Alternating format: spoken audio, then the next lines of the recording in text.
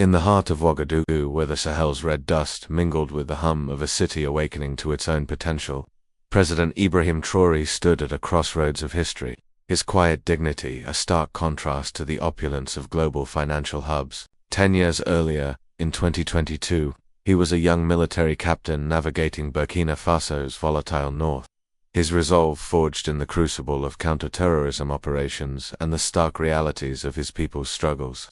By February 2025, as the nation's leader, he faced a world that had underestimated him, nowhere more starkly than at the African Opportunity Summit in Geneva. There, in a conference room of Italian marble and Brazilian rosewood, Western financial titan Jean-Luc Marot of Artemis Capital, Margaret Whitfield of Sterling Global Investments, and Klaus Hoffmann of Deutsche Financial Group greeted him with condescension, their Hermes ties and tailored suits, symbols of a power they assumed unassailable. Marot's smug declaration that Burkina Faso was not mature enough for serious investment echoed their collective dismissal, laughter rippling as they suggested small-scale agricultural projects instead of the transformative partnerships Traoré proposed. His vision of Burkina Faso leveraging its gold, lithium, and young workforce as a West African economic hub was met with patronizing smiles, as if he were a child unaware of his country's limitations. Yet Traoré, with a single folder and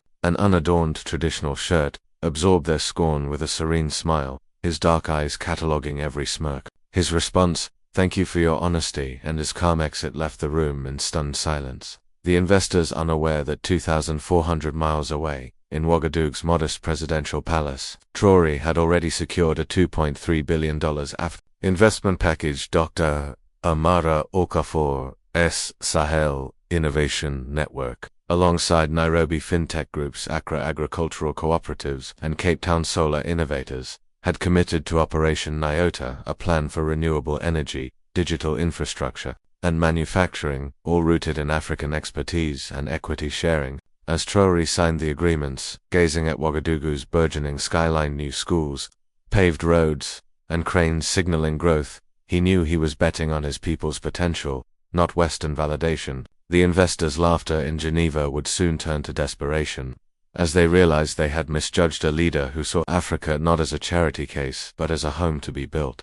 The Geneva dismissal ignited a revolution that reshaped global economic dynamics. The next morning, as Jean-Luc Marot sipped wine overlooking Lake Geneva, news broke of Burkina Faso's designation as the African Development Bank's regional innovation hub, funded entirely by African capital. The $2.3 billion package, with no Western involvement, stunned markets. Bloomberg, Reuters, and CNN headlined the African Renaissance 2.0, trending in 12 countries. Marot's team, scrambling in their Geneva office, watched billions in potential investments slip away, their dismissal of Traoré's vision exposed as a catastrophic miscalculation.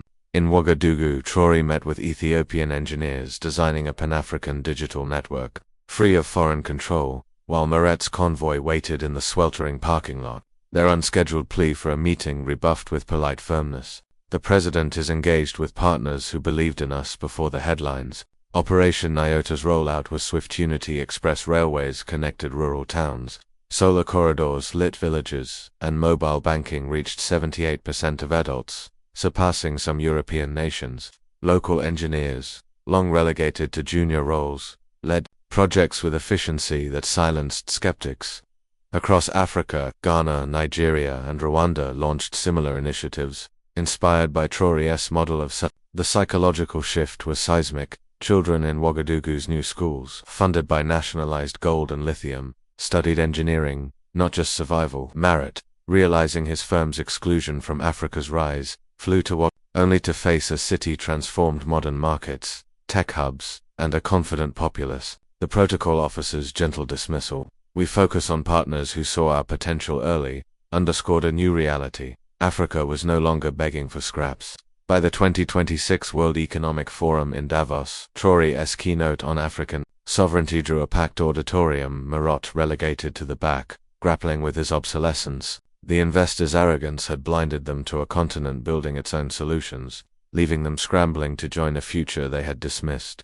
3 years later, in 2028, the African Union's announcement of the Continental Development Bank, headquartered in Ouagadougou with Traoré as chairperson, cemented his legacy. Funded by $50 billion in African capital governments, private investors, and diaspora contributions, it challenged the World Bank and IMF's dominance, financing infrastructure in 37 countries and creating a Pan-African digital currency that slashed trade costs by 70%.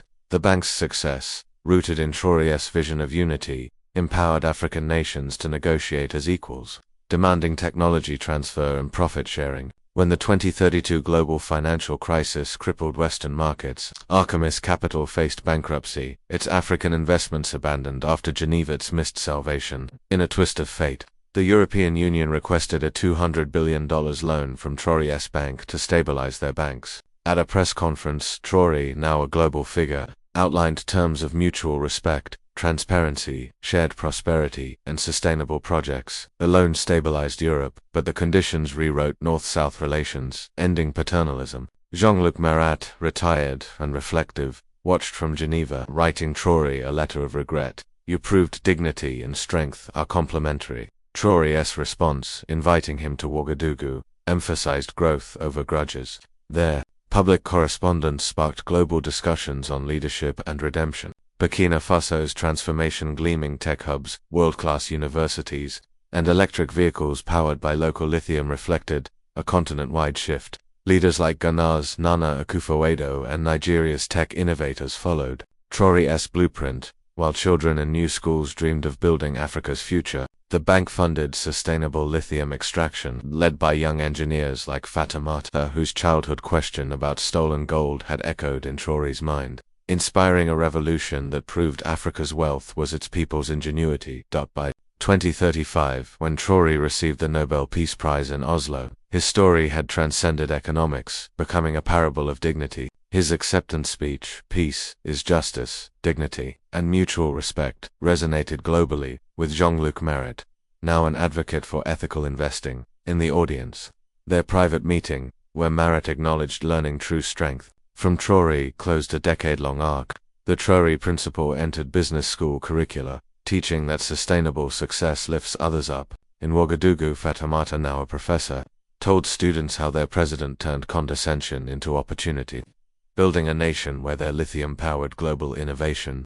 Across Africa, from Nigeria's tech corridors to the DRC cobalt refineries, nations controlled their resources, negotiating from strength. Western firms, once dismissive, now sought partnerships on African terms, their boardrooms humbled by a continent that no longer needed their permission. Traoré's quiet exit from Geneva, that enigmatic smile, had been the first note of a symphony, a continent rediscovering its worth. The global crisis had exposed Western fragility, while Africa's stability, built on self-reliance, shone. In Kaya, where Traoré's journey began, children walked to schools with books and computers, their futures no longer defined by foreign helicopters, but by their own dreams.